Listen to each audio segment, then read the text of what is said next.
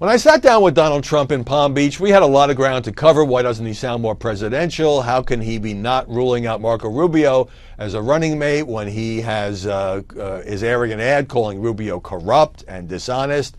What about Hillary Clinton, and why did he praise her 4 years ago? And now, of course, he is attacking her very aggressively.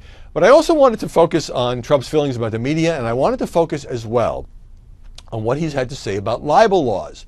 Because libel laws are very important in terms of allowing people to sue when they feel that they have been defamed or libeled or slandered unfairly on the basis of facts that simply are untrue.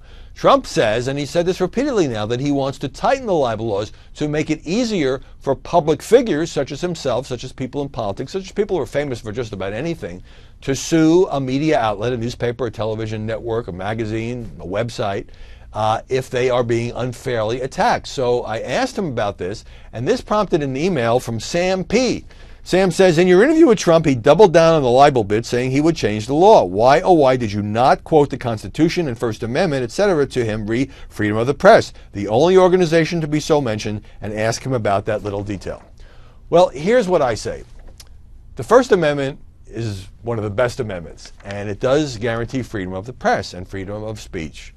But it does not guarantee those of us who are in the press, those of us who are in the media, the right to spread falsehoods about somebody. It doesn't guarantee us the right to slander somebody on the basis of facts that are untrue.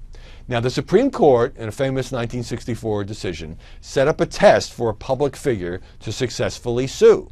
And that is, you can sue and recover damages if you can prove in a court of law that the media outlet that wrote or broadcast something about you published something knowing that it was false or with reckless disregard for whether it was false or not. And I made that point to Trump, and I said, you can sue tomorrow. You have the right to sue, but under the current Supreme Court interpretation, that is the standard that you as a public figure must reach. And he thought that standard was too high. We had an exchange about it. But I will never say the First Amendment because, you know, I can be written about too. You can be written about too, and you don't want somebody to knowingly publish something that is false. Now, if you make a mistake and something is false and you get a correction and an apology, often that is an alternative to a lawsuit.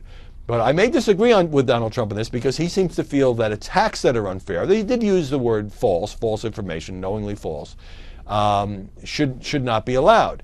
We are allowed to say whatever we want, but you folks, anybody in America, under our libel laws, can sue a media outlet if you think that something has been false and that has been published recklessly. And that's a standard that I would like to keep, both to allow people to sue who have been treated unfairly and to allow media organizations to defend themselves when they have acted in good faith.